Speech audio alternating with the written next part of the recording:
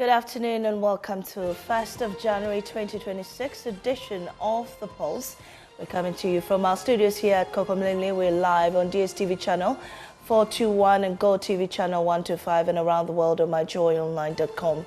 Coming up, more than 5,000 vulnerable people in Accra begin the New Year's Day enjoying support packages provided by the Jospin Group.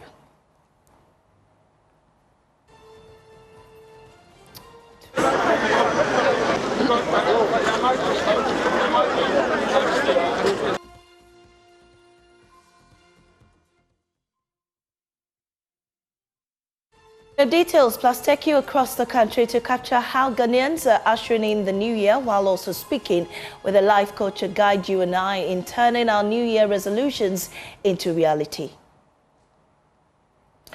Also, as Ghana steps into 2026, major policy changes take effect.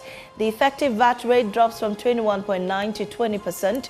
The COVID-19 levy is officially abolished, while water and electricity tariffs increase by 15.92% and 9.86% respectively, marking the start of a year of significant government reforms. COVID levy will be abolished. The effective VAT rate will be reduced. The punitive cascading effect of the GET Fund and NHIS levy will be removed. Well, we'll bring you details of the key government policies coming into force today. Also coming up, PURC rejects demands by the TUC for a reversal of the 2026 to 2030 multi-year tariff order, which takes effect today, cautioning that any attempt to overturn the newly approved tariffs will carry serious consequences for the country's utility systems. Also, the National Communications Authority says enhanced DSTV packages remain in full force as it announces a new strategy to clamp down on streaming piracy in Ghana. And we'll take you to the camp of the flag bearer hopeful Dr. Bawumia, taking on critics pushing against his candidature in the NPP presidential primaries. There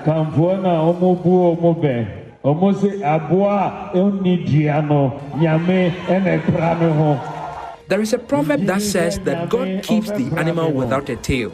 I believe God will keep and protect me. Well, these and more coming up shortly on The Pulse. The Pulse is always brought to you by Defendal Cuff Expectorant. These and more, we're coming to you live from our studios here at Kokomlele. Please stay.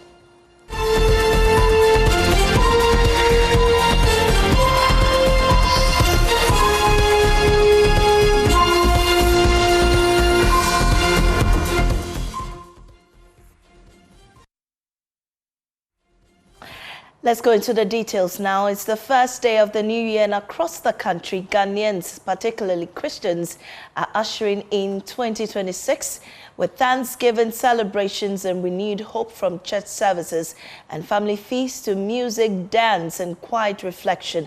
Homes and communities are alive with joy, and families and friends gather to mark a fresh beginning. Let's take you on a tour across the country to capture the sights, sounds, and spirit of how Ghanaians are celebrating the new year. And let's begin from Kumasi, where the much anticipated Love FM family party in the park is in full swing at the scenic Ratri Park. Families are gathering to renew bonds and usher in the new year with excitement.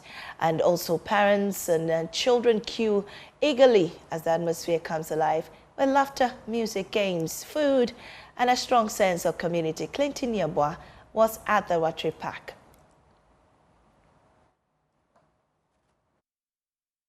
Joins me on the line now. Clinton, how is the celebration being observed at the Ratri Park?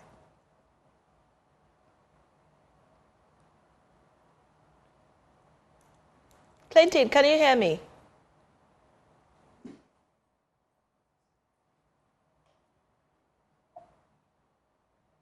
Hello, Mommy. Great to have you. How is Ratri? Well, Mommy, the excitement at Ratri Park is enormous. There are families who are extremely excited about the year and want to begin the year with all the fun and all the excitement. And so, as and now, as we speak, families are still trooping in to the premises, which is the Rugby Park.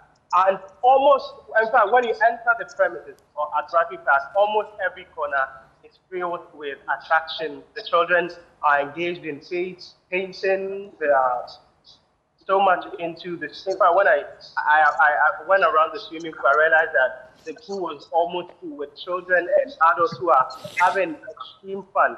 You can see that the adults are also having their own get together. Some, groups, mini groups have been formed at the environment and having discussions. And one thing that I also recognized from the event is that the Love Affair Family Park in the past did not open doors only to children and families to have fun, but also business organization. I encountered a club, a social organization club, who say that this is their third year coming to the Rugby Park to celebrate their New Year, and they do not just come there for the fun only, but also to plan their businesses and the organization and make preparations for the times ahead for the year.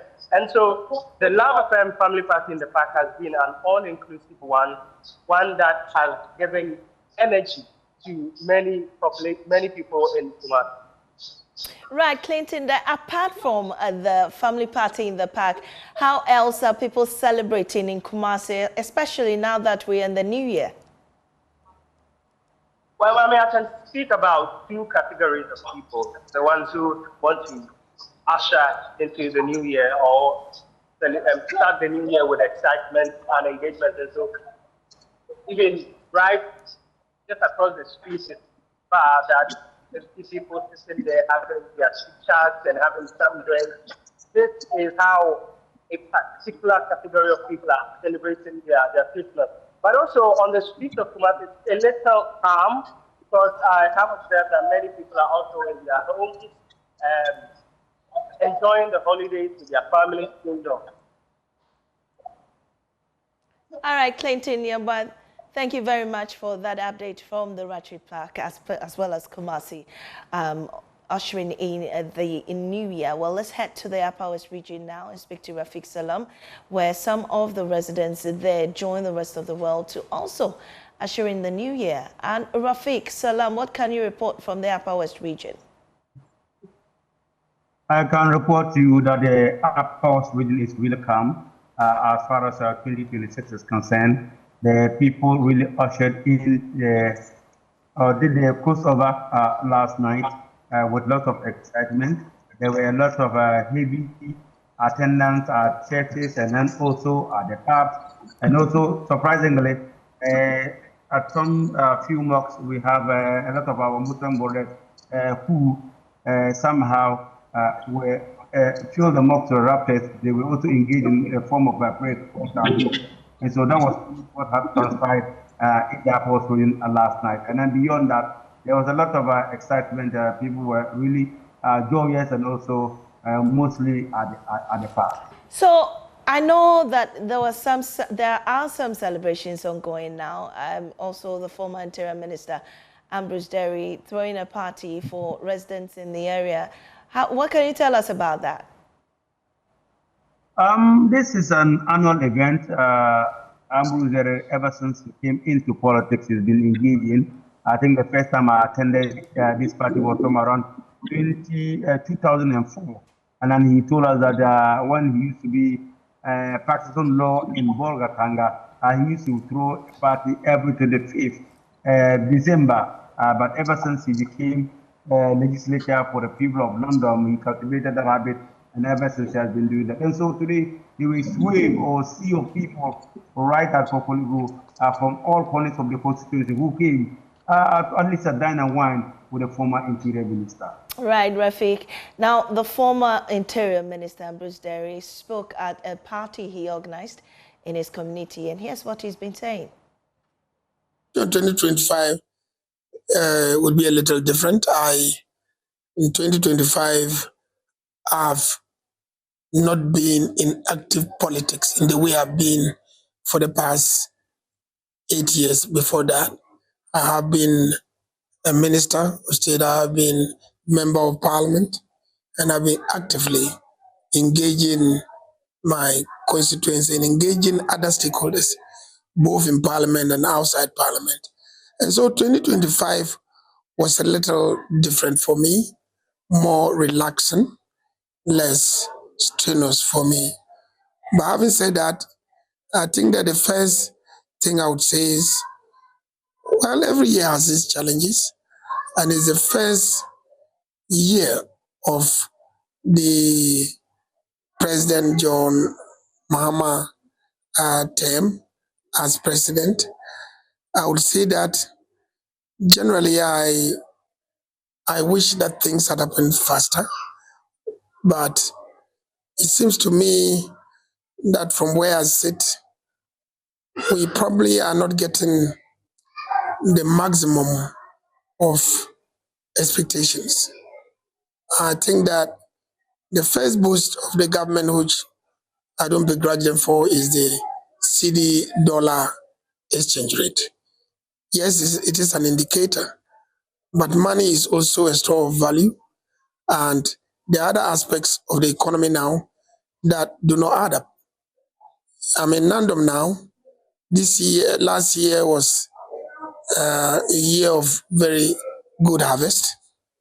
We have in the Upper West here grains like corn or maize selling at the lowest for many years, and yet we don't have people buying. People send their wares to the market and nobody's buying. My personal opinion is that the government could do better paying its debts, paying contractors who are owed money, so that those contractors can then pay their workers. There will be an injection of money into the system, and then the economy will become more active. I don't see it that way. My hope is that it will start very fast this year. The other thing. Well, let's head to the central region now. Abigail Esel Nkrumah is there for us. Abigail, what's happening in the central region? Right. So currently in the central region, just like other regions or across the country, last night there were lots of religious activities, and the paramount feeling among all the service gratitude for being able to, end one year and then begin a new year. So last night it was more of religious activities, thanking God or Allah or whatever being people worship. Today there is hope that there will be some parties. But this afternoon, we are experiencing some rains instead, with some thunder here and there.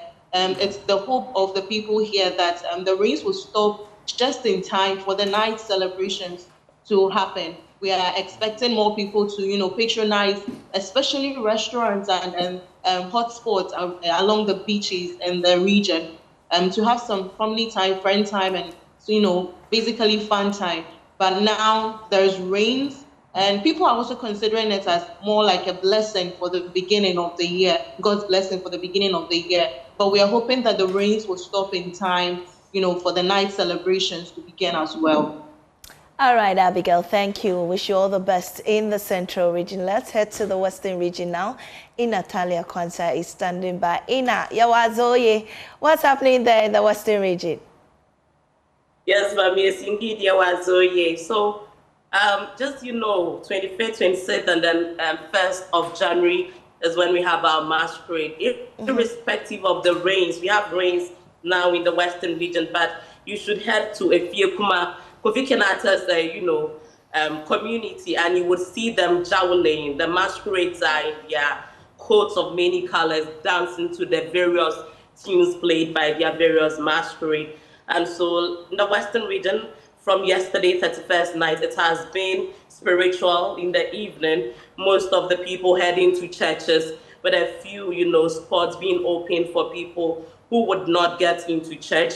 But this morning and then this afternoon through to the evening, it's going to be full of jams. It's going to be full of enjoyment and party time. Not even the rain will stop the people of the western region from having a good time. And yes, my Missy, I spoke to a few people who said that they believe that this year is going to be a good year, and so they are in expectance because in their various churches, their men of God, their prophets have told them that it's going to be a good year. They should be in high spirits. And so that is how it has been here in the Western region, Mamiesi. Thank you, Natalia. All the best as well in the Western region.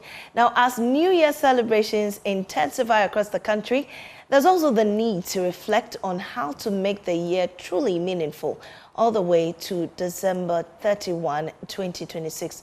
And this afternoon, we've assembled some of the finest minds in personal development, leadership, and wellness to guide us on how to effectively actualize our New Year resolutions.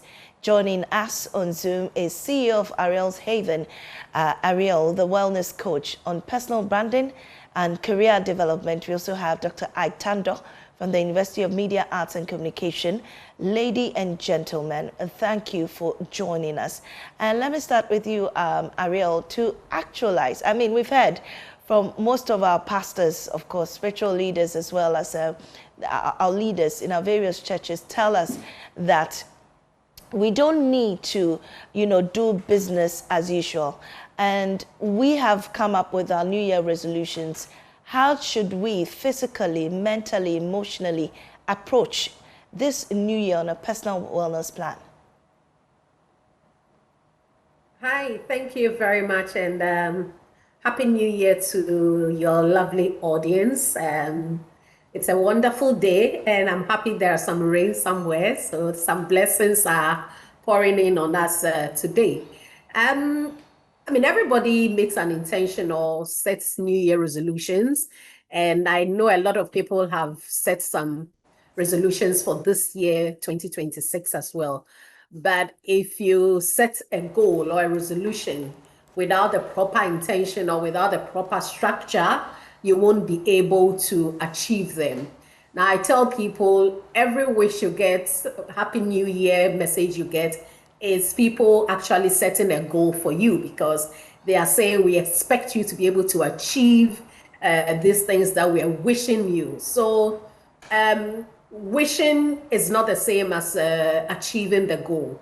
It takes a lot of planning, intention, and focus on actually how we want the year to go so that we can do that. And for me, a wellness resolution is having a personal commitment to make a positive change for yourself, your overall life. It's not just about one area of your life, but your physical, mental, emotional, and also your spiritual growth.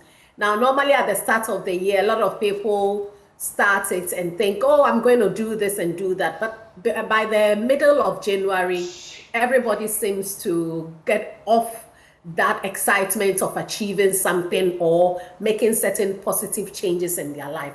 And it's because they take a resolution or a goal as a sprint, but it's a marathon.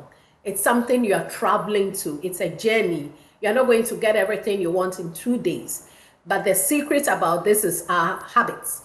And if you don't look at your habits and you are still repeating the same habits you had in 2025, you won't be able to achieve the new things you want this year. As the Bible will tell us, you can't, put a new wine into an old wine skin. So if you want to achieve something new, there needs to be certain changes in how you do your things, your habits, the way your behaviors are, your attitude, your mental space, everything. You need to have a new approach to what you want. And that is something that most people sometimes get tired of quickly, because they think, oh, as soon as I say this is what I want and the year starts, it should happen. It takes a lot of values like patience, commitment, and focus to get to where we are going. Well, Ariel, you've made a very good point about the mental, focus and all that to get it started. But really, for people who have not, don't know where to start from, may not even have attempted before to make such a change, where do they start from, aside from a mental focus that they need to do, like physically, Basically, the first thing you start from is a reflection of your life as of today. Today is a new year. Reflect on your life. Where in your life don't you like? That is where you start from. If there's any area in your life you think this is the area I don't like and I want to improve, choose that. Maybe you have a lot of health issues. So you are like, okay, I don't want to go into 2026 always unwell. So what are the few things you can do to now start improving your health? So it's an assessment, which a lot of people sometimes, it's difficult to reflect and assess ourselves. But you have to assess yourself holistically on every area of your life and be very honest with the areas you are dissatisfied with on a scale of 1 to 10. How satisfied are you with your marriage? How satisfied are you with your career? How satisfied are you with your finances? Make this assessment intentionally. You know, making time for ourselves. Does that mean you take a pen and paper and write down stuff, or exactly. you're just assessing? And that is what makes it, yeah, and that's what makes it difficult for people, because making time to sit with ourselves and assess ourselves, we think it's nothing. No, I don't have the time. Oh, and so we don't reflect to actually engage ourselves to know, did I make progress? What didn't I do? We don't do that.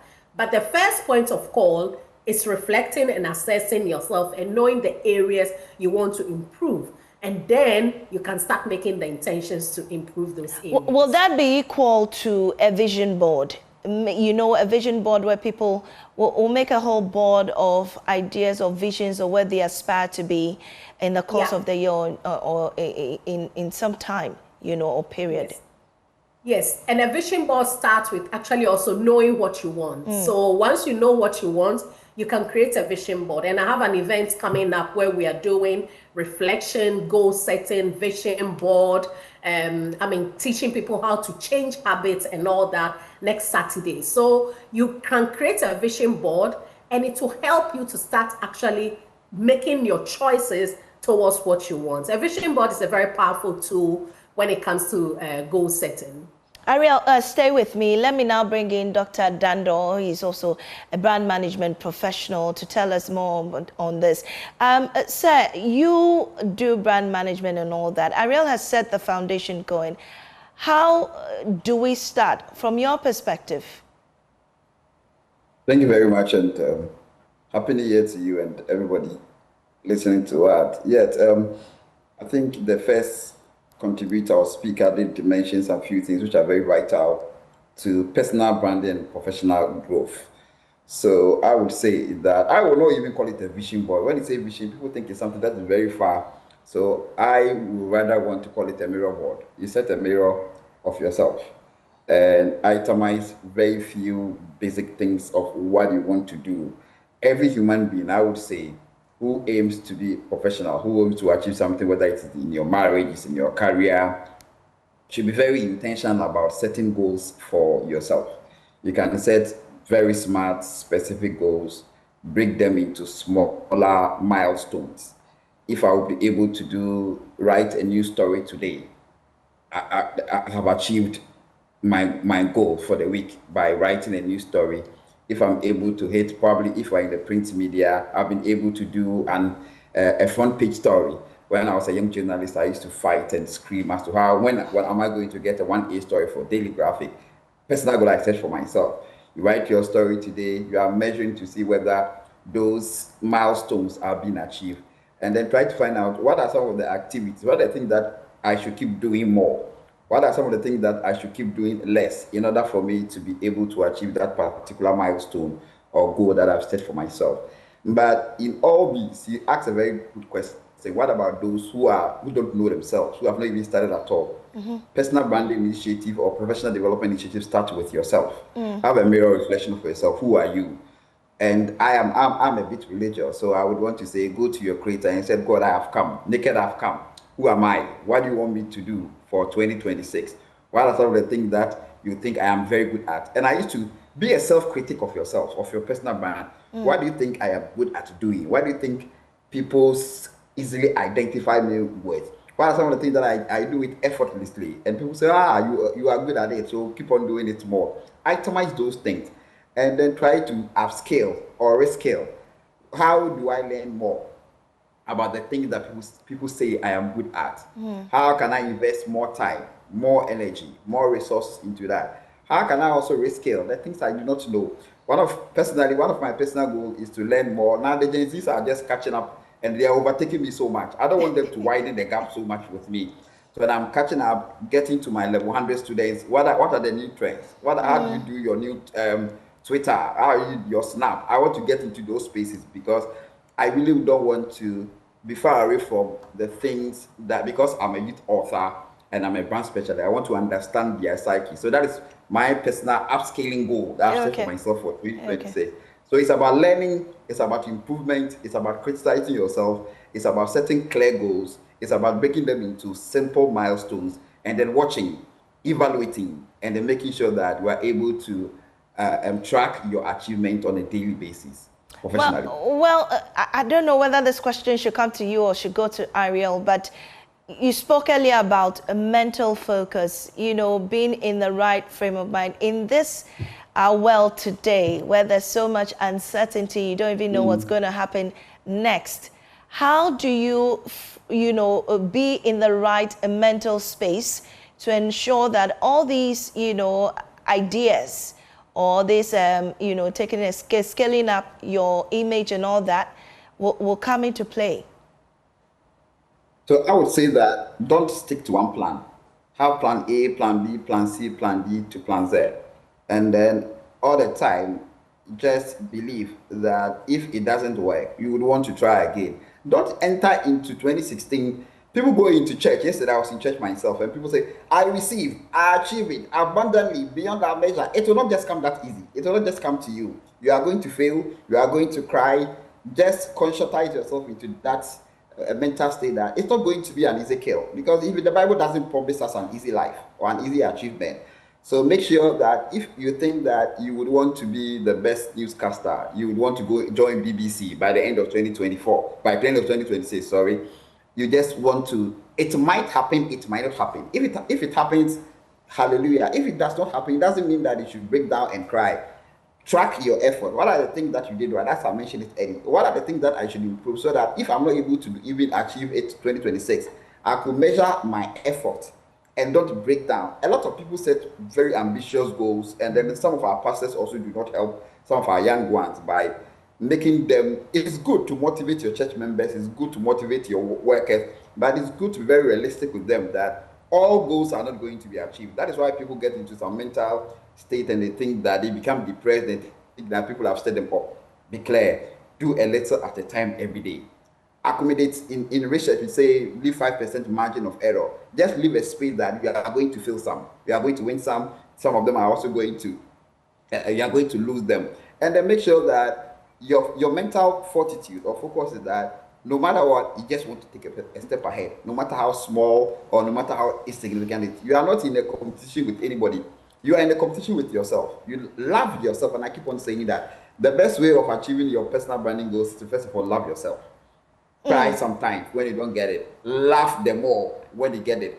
Be your cheerleader. Look at yourself and say, yes, I did it. I was able to achieve just an iota of some of the things that I decided to set for myself in January.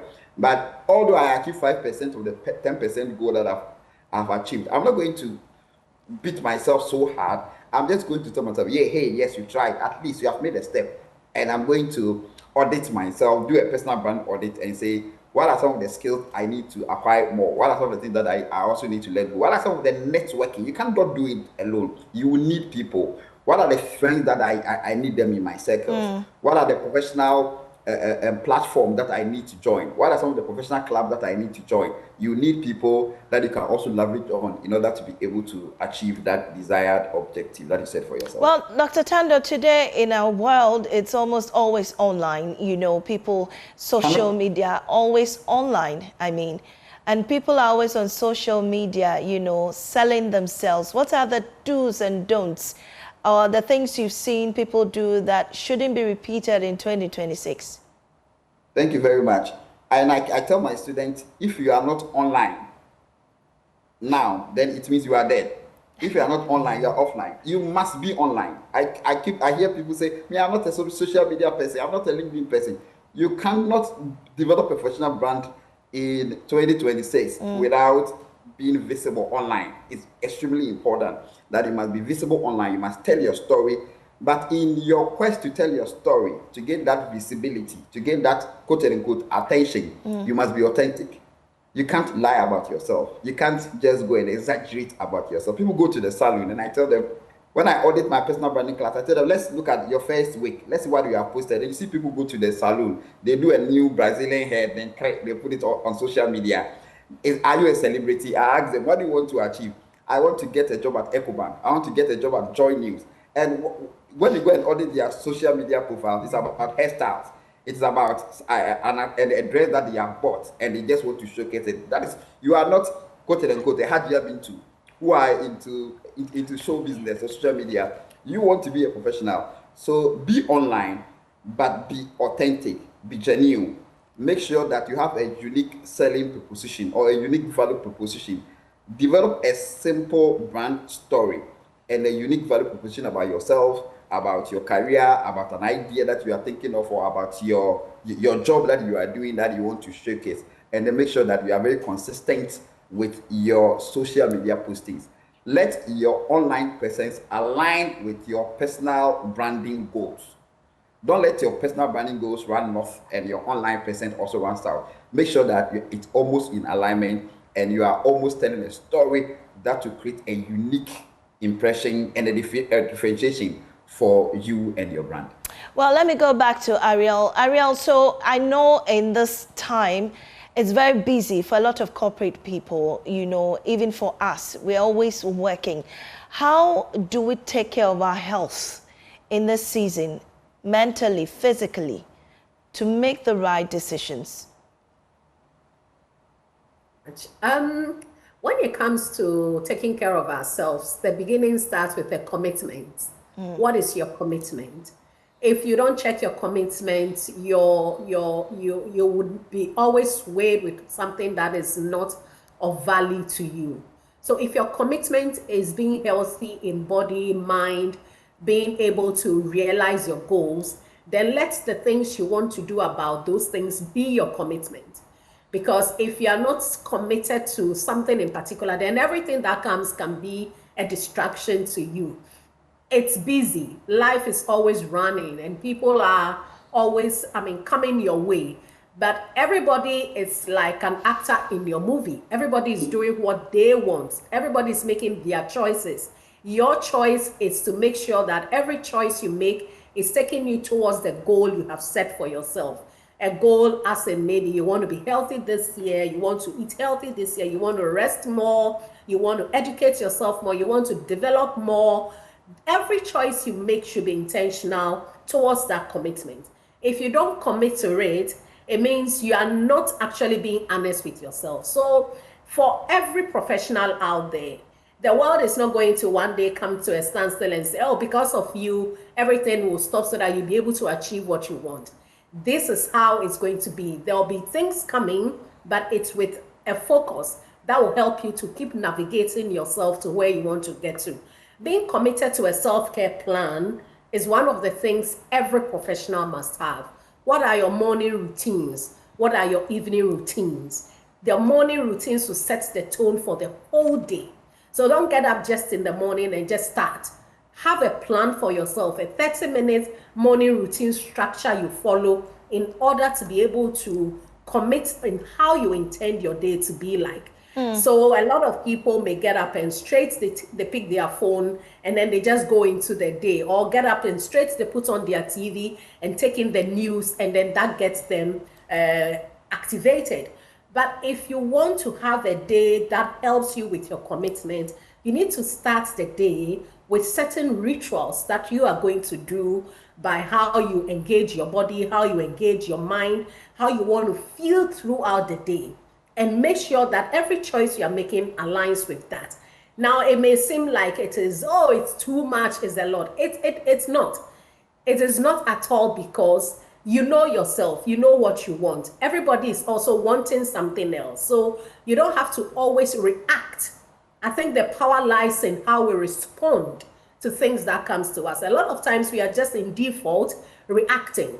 Oh, okay, so this happened, then you react, then you react.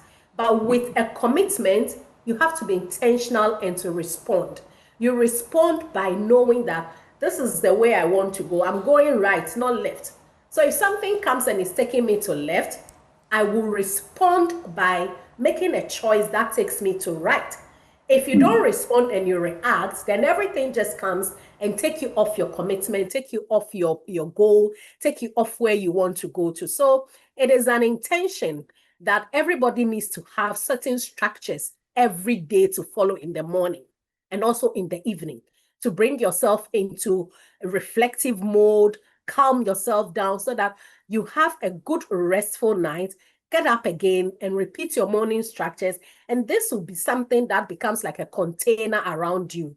And this container are your self-care practices, simple things you do in the morning, a simple exercise, a simple meditation, a simple journaling in the morning, a simple, healthy meal that you have in the morning will help you to start creating a certain ambience, a certain atmosphere that start leading you in the day. And so for every professional out there, it's not too difficult if you really want to achieve the kind of brand you want for yourself. You need to be committed to it, make intentional choices every day by having structures and routines you follow so that every day you are goal oriented. You can't jump from point A to point B. You'll be moving.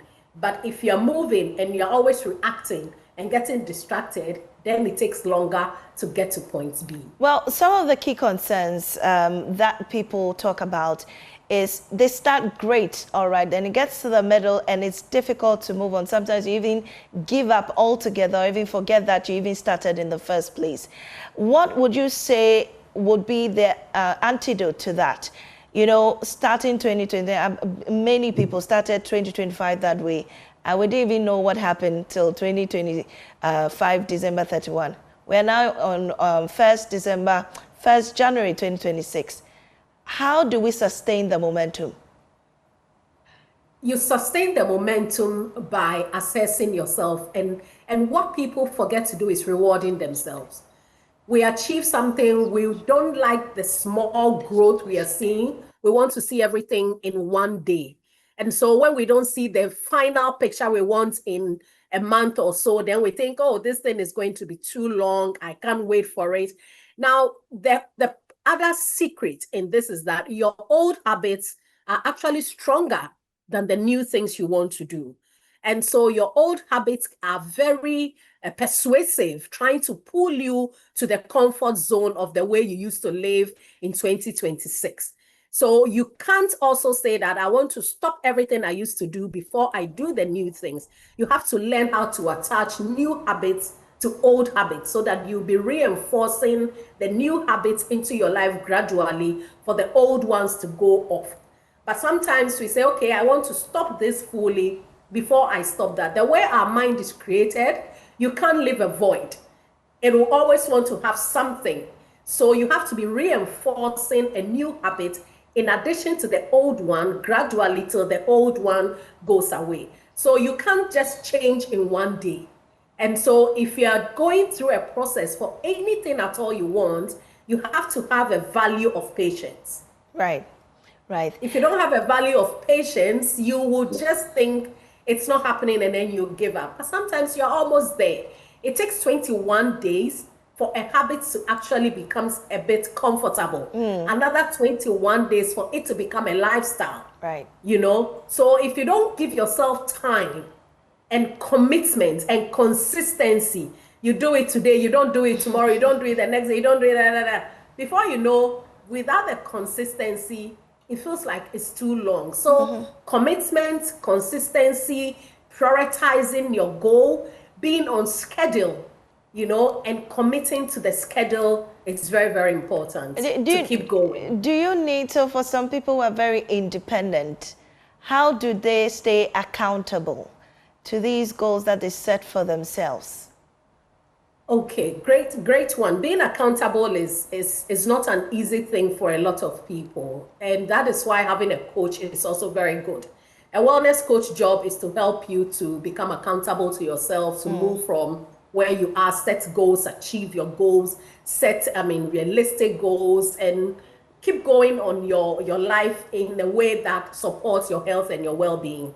Now, if you're an independent person, and you don't have anybody around you, and you can't commit to yourself to be accountable, I think you should be able to find someone, a friend, a sister, and share with them. Now, one thing about change is that when there are social cues or environmental cues you can use.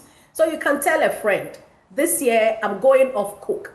If we go out and I order Coke, please remind me that I'm no more drinking Coke. This is using a social support to help you to achieve your goal. It could be your spouse, it could be your children. You tell them, oh, every weekend I have to go for a walk in the morning. So remind me, or tell your husband, wake me up at 5 a.m. so that I'll go for a walk at 5:30 for 30 minutes on Saturdays. You have to use social support in order to achieve your goal. Doing it all alone from the beginning is some of the reason people also, lose the vein or the energy when they are going along, because nobody is there with you. It's important to have people with you, supporting you, and you yourself being proud of every step you are taking, achieving and celebrating yourself every day with small achievements on your way towards your goal. Well, Dr. Tando, is branding for everybody? Does everybody need to brand themselves? It is a must. For it everyone, is a compulsion. in every sector. That is how God created us. God created us that we must be unique in His image. And I say that the whole act of branding was started by a perfect one called Jesus. He started the act of branding. And He says that I have come so that you may have life. That is personal branding statement. So if you are a human being and you were born in the image of Christ, you must stand for something. You must live for something. You must believe in something. You must have a personal value that people can associate you with or identify you. That is branding. That is branding. So everybody, whether old, young, for my kids, I train them. You, Joel, who are you? What do you want to be in the next week? What do you think are your skills? What are some of the things that when you go to your class, your classmates says you are good at? These are personal branding drivers, so that you start honing them from the kids. And it's a book I'm writing on personal branding for kids. We must start. By the grace of God, some of us have had the opportunity to travel elsewhere and realize that when you put the Ghanaian child and you put, for example, the American child, you could see that the American child always come across as the most active. He wants to know that he wants to be a pilot from the age zero. But here, when we are there and you are even talking, probably you want to be a Carlos, a journalist, broadcaster. So you started talking, your mother will be shouting, hey, keep quiet, no. That is how we put our kids. So we push the talent of them. But let's give them space. Let's try to identify their strength from a very early stage so that we can hone them, develop them, help them to create values, help them to upscale those kind of traits that is defining their unique proposition.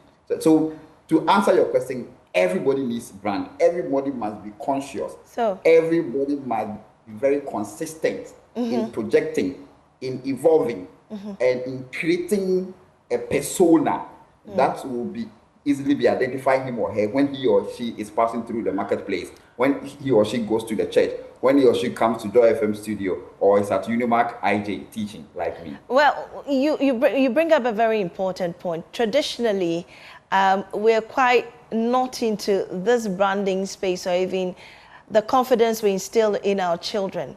But I think one challenging thing too is translating that persona into what you present out there. How do you do that? Because some people get missing in the middle of it. I'm this kind of person.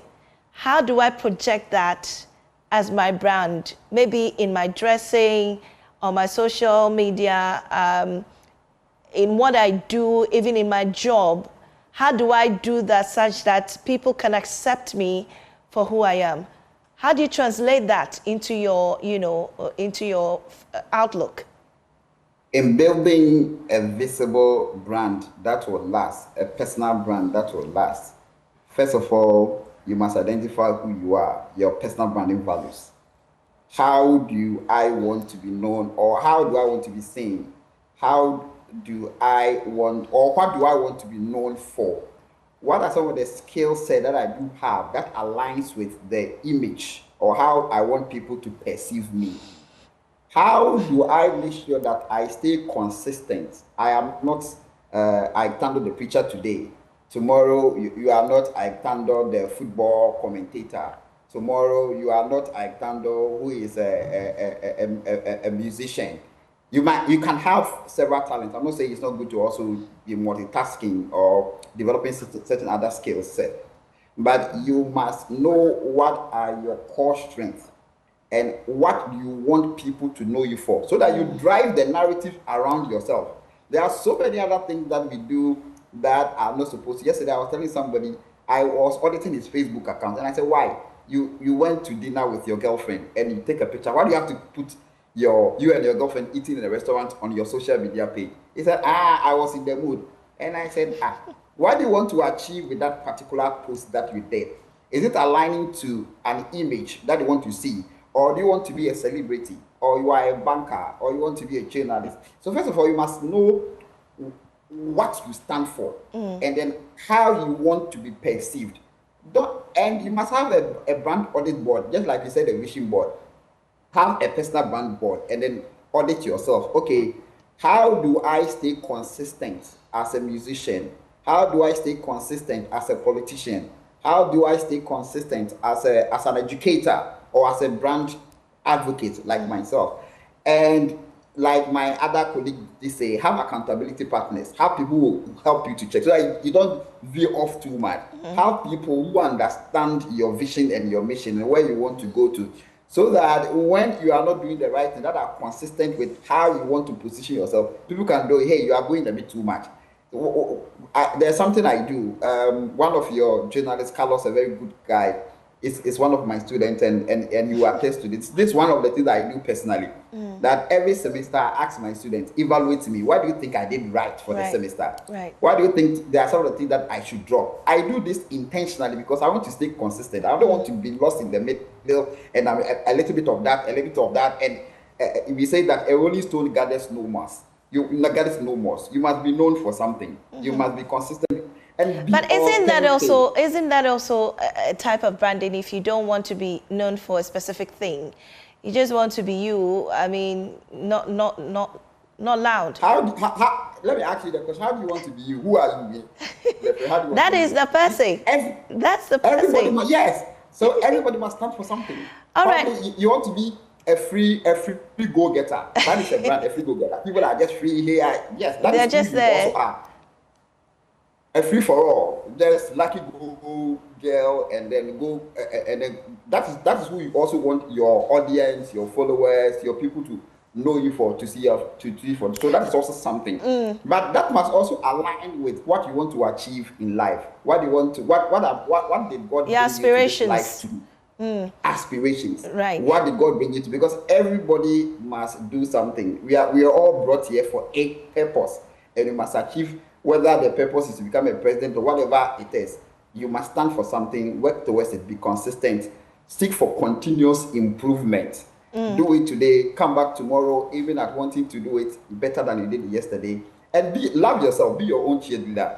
Don't let people put you off because they don't believe in your dream or they don't believe in your vision. God gave you. Sorry, go ahead. So what about organizations who are trying to also, project themselves, especially as we enter the new year? Political parties, churches, even corporate organizations who have not really branded themselves well in the previous year. How do they position themselves as well to also be out there and be noticed? For my studies and for my observation, one of the things that most organizations are lacking when it comes to projecting their brands is poor communication. They have not been very intentional with their communication. They have not been very consistent with their communication. And that is nipping a lot of their achievement in the bud. So for organizations, for especially startups in Ghana, my goal is to make sure that every organization grow, every organization achieve the desired height that it wants to achieve. So please, your branding units, make sure that you charge your PR, your comms person, your marketing person, your CEO. Brand management for organization is business management. Everything that you do or you don't do is contributing to the development of your organization. Be consistent with your product development. Be consistent with your pricing strategy. Be consistent with your logos. Be consistent with your customer service. Very important. So in this part of our work, customer service has been something that we have been talking about. We keep on talking about every year, run conference, teach people, but we still go back into our organizations and we still don't really pay so much attention to that. You are in business because of your customers. If we are able to engage, if we are able to make sure that we communicate, we engage, we are able to, why should I say, wow them, go above meeting the promise that we have given it to them. I think they would always remember us. They will always stay loyal to us, and our brand will become visible. And then please, our online presence, get professionals.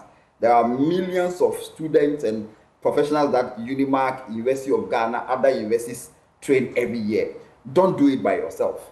Don't attempt to create a brand that you don't even understand. You don't even know who your audience are. You don't even know where your customers are. You don't know which channels you are supposed to use in order to reach them. Please hire a professional. Come to Unimark. There are so many students that we train. Get them to professionally handle your brand in order to be able to project and stay consistent in this global competitive media space. We must be very intentional and own and possess our brand. Right. And just before we leave, Ariel, any last words from you? The 2026 is going to be powerful. I'm going to sound prophetic here. 2026 is going to be very powerful. God is going to move in a very strong direction. But you must be available. You must be prepared. You must upscale yourself. You must learn something new. You must add something on to what you knew in 2025 and be visible. Let people know you, who you are, what you stand for, how they can find you, where they can find you, and what you can offer. And I know that you'll be able to achieve all the desires of your heart. Dr. Tando, thank you very much. Ariel, do you have any last words for us? Unfortunately, we've lost Ariel on the line, but we're grateful for both of them on the polls on this first day of January 2026. Now, National Chairman of the National Democratic Congress, Johnson Asiedu Nketia, has accused the opposition New Patriotic Party of engaging in desperate attempts to smear the government with fabricated scandals. According to him, the opposition ought to be ashamed, having presided over years of hardship and mismanagement, which the current administration is now confronting with practical and people-centered solutions.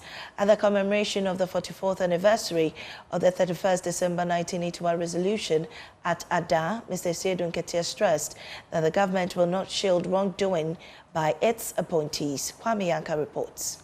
Dr. Zaneto anniversary commemoration of the 31st December 1981 revolution at Adan unfolded in two main parts. The first segment featured lighting of the perpetual flame, symbolizing reverence for fallen heroes, fidelity to the founding principles of the revolution, and the enduring resilience of its ideals. This was followed by laying of wreaths in honor of those who sacrificed their lives for the revolutionary cause. Professor Jane Nana Opoku-Agyeman laid the first wreath on behalf of the people of Ghana, followed by representatives of security services, cadres, traditional authorities, market women, fishers, among other groups. The Member of Parliament for Korle Klottey, Dr. Zaneto Agyeman Rawlings, also laid the wreath in honor of the central figure of the 31st December Revolution, the late Flight Lieutenant Jerry John Rawlings, who was also the founder of the National Democratic Congress. The second part of the event featured speeches reflecting on the legacy of the revolution and Ghana's current socio-political landscape. In his address, NDC National Chairman Johnson Asiedu Nketia criticized the New Patriotic Party over deliberate attempts to taint the government with scandals, including the $240 million loss. The government is earning widespread commendation for its clean record, having so far avoided any major scandal in its first year. This has clearly unsettled the opposition, who appear determined to manufacture controversy at all costs. President John Mahama, Bank of Ghana Governor Johnson Asiama, and Gold Board CEO Sami Gyamfi have implemented practical solutions to challenges that the NPP administration under Nana Akufo-Addo struggled with throughout its 8 years in office. Dr. Zaneto Ajiman-Rawlings, in her remarks, urged the party to guard against decisions and actions that undermine the core values and principles of the 31st December Revolution. The responsibility on government is so huge to provide an enabling environment, one that is not drowning in corruption or nepotism or ethnicity or marginalization of members of this country. This country can only survive if we do it together, with dignity, with respect for one another, exhibiting those timeless principles of integrity, of transparency, of accountability, of probity. Ladies and gentlemen, if we are to leave Ghana better than we found it, we have a duty to stick to those principles. Meanwhile, Vice President Professor Jane Nano Poku-Agyeman emphasized that the principles which shaped both Ghana's past and the ideological foundation of the NDC must continue to guide governance and national development. And I'm using this to let us all know that there's so much we have survived. And we have survived that based on certain principles. And those principles still persist and they are still valid. Those principles have shaped our history as we have come along, including what we are celebrating today. The very important fact of holding ourselves together, of saying no to the wrong things and forging ahead with the values that matter. There was one thing that also used to occupy J.J. Rawlings, and that was the people whose names may have perished, but who were part of the forward march. He never forgot. Other speakers highlighted issues aimed at strengthening the party and advancing national progress. This year's commemoration was on the theme Consolidating the Reset Agenda, Reflections on the Gains of the 31st December Revolution. Kwame Yankesh reports for Joy News. Peter and Paul in Tamale, Father Boris Charles and Sue Tengabo has called on Ghanaians to put aside their religious differences and live in harmony. Speaking to JoyNews at the New Year's Day celebrations at his church, Father Tengabo emphasized the importance of humanity as the common thread that binds Ghanaians. There's more in the following report.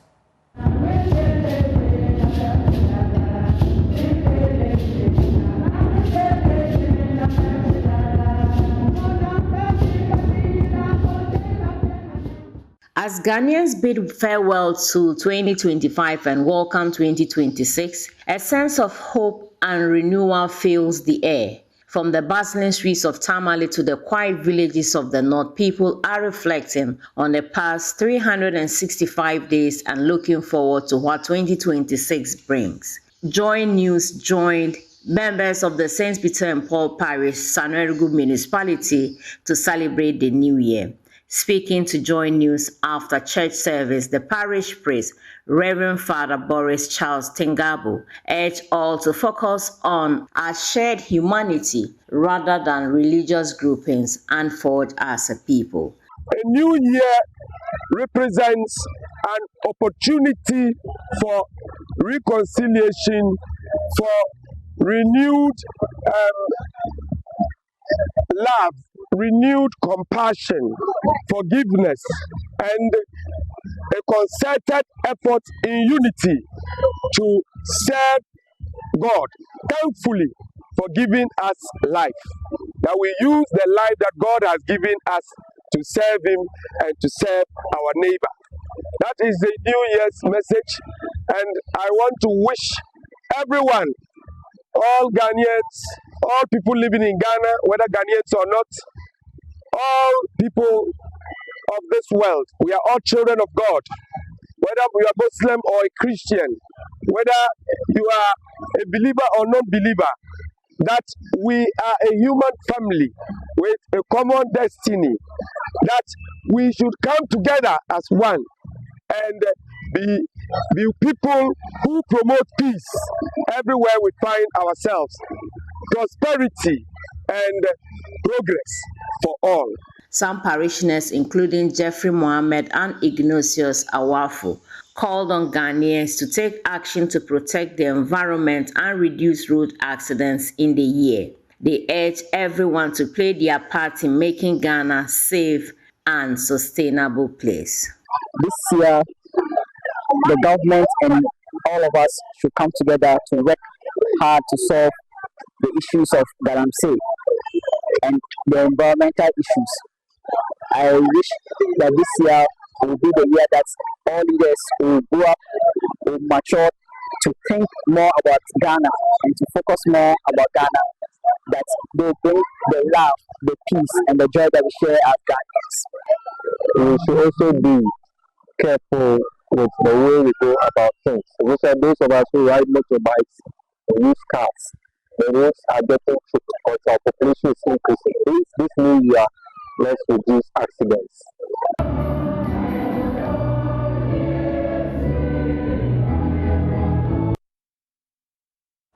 Well, effective today, major government policies from tax systems to education and ensuring your safety on the roads will kickstart.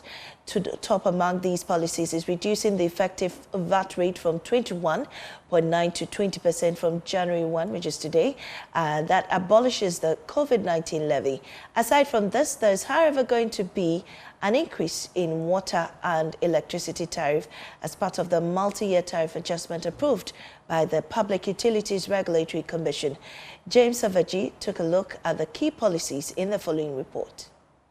The John Mahama government will begin the second year of its second term with a raft of tax reforms as announced by Finance Minister Dr. Cassiel Atuforsen in the 2026 budget presentation in Parliament. Mr. Speaker, I would like to reassure the people of Ghana that at the minimum, the following will happen as part of the VAT Act. Amendment Bill. Mr. Speaker, COVID levy will be abolished. The effective VAT rate will be reduced. The punitive cascading effect of the GET Fund and NHIS levy will be removed. VAT flat rate will be removed. And a unified VAT rate will be implemented. The VAT registration threshold will be increased to exempt small and micro businesses, and compliance will be improved through public education, awareness creation, and the introduction of fiscal electronic devices will be deployed. Following the passage of the tax reform bill, the much talked about COVID-19 levy, which was described by the NDC in opposition as a nuisance tax, stands abolished effective Thursday, January 1, 2026. This will consequently reduce the effective VAT rate from 21.9% to 20%, resulting from the decoupling of the GET Fund and the NHI levy.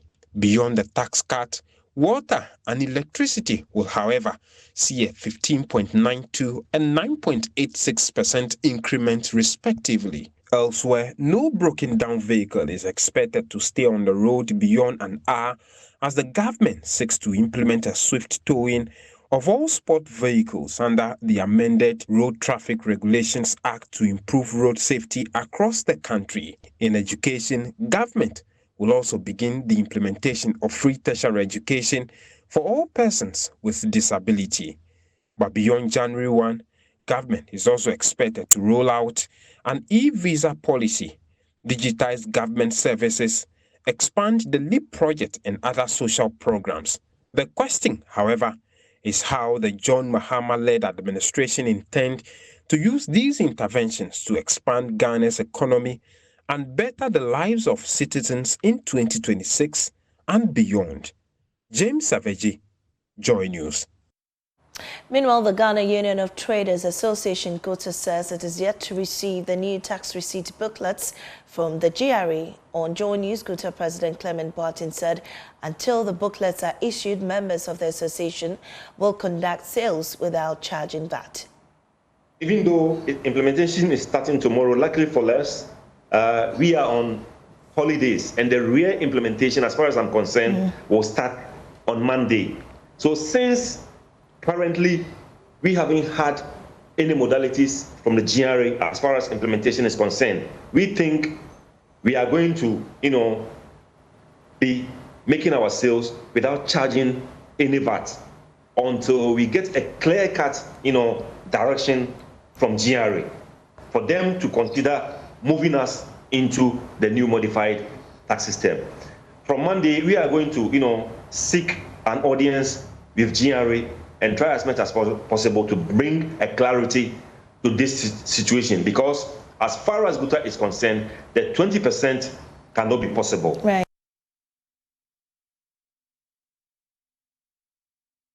Well, the Cape Coast Metropolitan Chief Executive George Justice Arthur has cautioned persons with disabilities who benefited from a recent donation by the Metropolitan Assembly against selling the items received. During the presentation ceremony, Mr. Arthur announced that a monitoring team will be established to track the usage of the items and ensure they serve their intended purpose. Offenders, he warned, will face arrest. Medanasi bebre meniaso medanasi na president nyina medanwase meniaso pa. For the first and second quarters of 2025, the Cape Coast Metropolitan Assembly received 38,034 Ghana cedis as part of its share of the Disability Common Fund. From this amount, persons living with disability in Cape Coast received some equipment including deep freezers, fridges and fufu pounding machines intended to improve their lives, especially this festive period. During the presentation of the items, the Metropolitan Director of the Department of Social Welfare and Community Development, Okain Mustafa Ayi, noted that the support is part of government social intervention programs. In respect of the support for the persons with disabilities, indeed, this support is part of government initiatives to ensure that social intervention programs are brought to the doorsteps of persons with disabilities who are considered as one of the vulnerable categories of persons in society. Advice to the parents and then the caregivers and even family members are that one, these people, in spite of their challenges, they can be mainstream into the development of the country. Mainstreaming, it is very, very important. They should have the love and care for these people. They need our support as family members, as parents, and as caregivers. If we don't help them, who would be able to what? Help them. It is very, very important. In his address, the Metropolitan Chief Executive of Cape Coast, George Justice Arthur, warned beneficiaries against selling the items received, as such acts will warrant arrests. Let me send this word of caution to you. Those of you who are going to receive these items, a monitoring team is going to be set by the Metropolitan Assembly, headed by the Social Welfare Department or Social Welfare Head and some of the departmental officers, to go and ensuring that whoever has benefited from these items is putting the items into the purpose of which you are giving, so that some of you wouldn't go and sell. If we catch you selling this item, we are going to hand you over to police. From Cape Coast, Abigail Lissel Nkrumah reports for JoyNews. The president of the Ghana Health Information Management Association, Richard Delali Ahedo, has reaffirmed the association's commitment to delivering accurate and reliable healthcare data to support effective planning, monitoring and service delivery. Emphasizing the importance of data-driven systems, Mr. Ahedo described timely and comprehensive health information as the backbone of sound decision-making, improved healthcare outcomes and efficient resource allocation nationwide. As we step into 2026, I want to use this opportunity to wish you a happy new year. And we need to speak about something we all rely on, sometimes without realizing it. That is healthcare data. Every health facility visited, every diagnosis, every treatment, decisions depend on accurate and secure healthcare data. And behind the management of these data are trained health information professionals, legally mandated to protect your medical records, your privacy, and your confidentiality. Quality healthcare depends on healthcare data, its completeness, security, and above all, trustworthy data. From diagnosis and treatment to national planning and policy, healthcare data is the foundation of every meaningful health decision. This year, our work will continue to align with national health priorities, including the Ministry of Health Reforms, digital health strategies, health sector legislations, regulatory practices, and international standards for data governance and patient safety. We stand committed to supporting facility managers, regulators, and policymakers with reliable data for planning, monitoring, evaluation, and accountability. Because evidence must lead policy and data must lead care. You're still watching The Pulse with me, Mamisi Nyamita Thompson. We take a break, we'll be right back.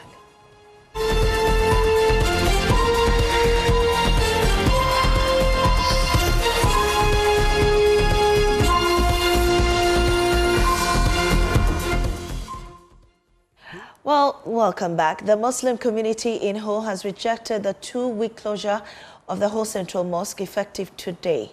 The Volta Regional Security Council ordered the closure following a gun attack that left 11 worshippers injured.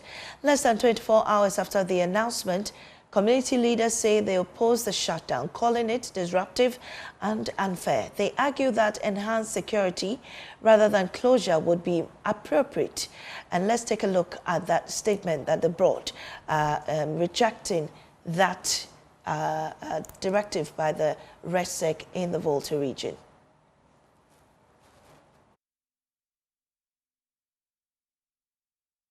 Now, according to that statement, for many years we've prayed peacefully in this mosque without incident. The peace of the mosque was only disrupted when the group led by Ali Muniru forcefully entered the mosque with armed men, during which gunshots were fired within the mosque premises. This act endangered lives and violated the sanctity of a place of worship. Instead of ensuring adequate security and protection for the Muslim community after this violent incident, the actions of the regional minister appear to favor the Ali Muniru family rather than uphold justice, neutrality, and the rule of law. They are asking the following questions. 1. What concrete actions has the regional minister taken since the shooting incident at the mosque? 2. Were the perpetrators of the violence properly investigated and prosecuted? 3. Why is a peaceful Muslim community being punished through the closure of its central mosque? And the last one, does the right to freedom of worship as guaranteed by the Constitution of Ghana no longer apply to the Muslims of Ho? We wish to state clearly that the closure of the Ho Central Mosque is unacceptable. The Muslim community of Ho will continue to demand justice, security, and respect for our constitutional right to worship freely and peacefully. We call on the appropriate authorities, civil society organizations, and the media to take keen interest in this matter and ensure that fairness and justice prevail. And this was signed by Abdul Razak Abubakar, Secretary. Now we go on the Zoom lines and speak to the assistant to the National Chief Imam, Abubakar Azindo. We're grateful for your time, Abubakar, for joining us this afternoon. Well, this is the statement coming from the Muslim community there in Ho. Have you received the statement or even seen it? What do you make of the statement?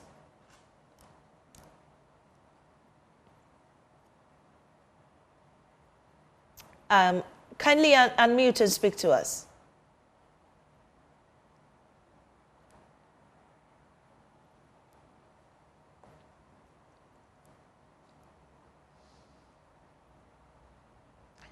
Mr. Azindo, can you hear me now? Unmute and speak to us. Well, we're still trying to establish contact with Mr. Azindo, but we know now that the Muslim community in Ho are against the Regional Security Council putting a stop or closing down the mosque, the central mosque in the region, saying that it is trampling on their worship there. Abubakar now joins us. Can you hear me now? Yes, I can hear you now. Great. I believe you've seen this statement from the Muslim community in Ho. What action are you taking on this? Well, I see it as very unfortunate because I think it is a demonstration of the inability of some of us in the Muslim community to look at the issue holistically. First of all, we need to understand that it is not a mere issue of religion. It has become a multidimensional issue involving national security, societal stability, and criminal justice. And it is important for all of us to understand that, yes, everybody is entitled to constitutional rights and democratic freedoms. But we should also understand that these rights and freedoms are not in isolation. They are within the confines of safety. So in a situation where safety is not available, definitely it will be difficult for us to understand, to enjoy these rights. Even in established democracies, when the need arises, especially in the face of conflicts, a state of emergency can be imposed, and constitutional rights and democratic liberties would be curtailed. So we need to understand. Dr. Azindo, are you in support of the closure of the mosque there? As it will bring peace. I strongly believe that the closure of the mosque has been due to the violence and the national security, the Regional Security Council made it clear when it issued that statement that the mosque will be closed for only a period of 2 weeks. And it is because of peace. So if it is because of peace that the mosque is closed temporarily, of course we are in support of it. Because at the end of the day, if there's no peace, who lives home? If you do a factual and critical analysis of the statement issued by my brothers and sisters in the Zango community, you will figure out a clash of two values. One, safety. Two, rights. Yes, I agree with them that they are Ghanaians, they are entitled to their constitutional rights, but those constitutional rights are only enjoyed in an ideal situation, not in a state of conflict. Well, and when conflict arises, everything subordinates to peace. Right. So the concern too is tomorrow is Juma. They have no alternative to conduct the Juma, except in the mosque. And now that the mosque has been shut, what next step will they have to take? Are there preparations, for them to, observe the Juma tomorrow?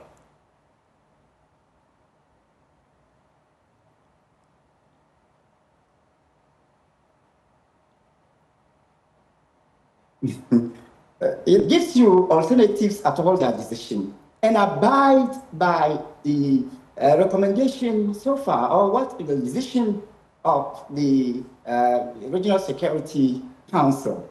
My dear sister, if you remember, in our last conversation, I mentioned two issues escalating this incident. One, non-compliance,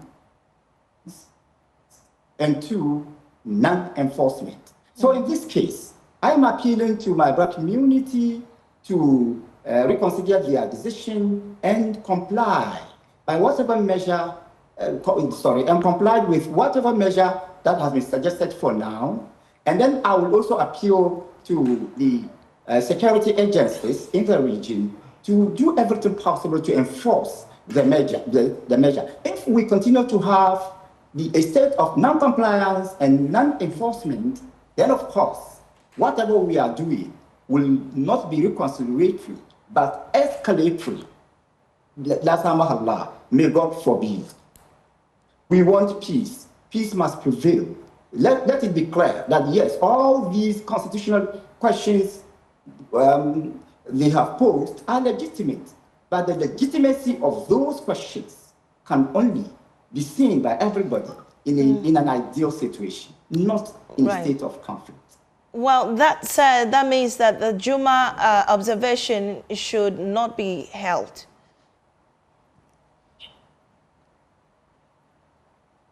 It should be held, but somewhere, not in the mosque. That's what I'm saying. In Islam. And Dr. Azindo, so the situation now is that the mosque is shut.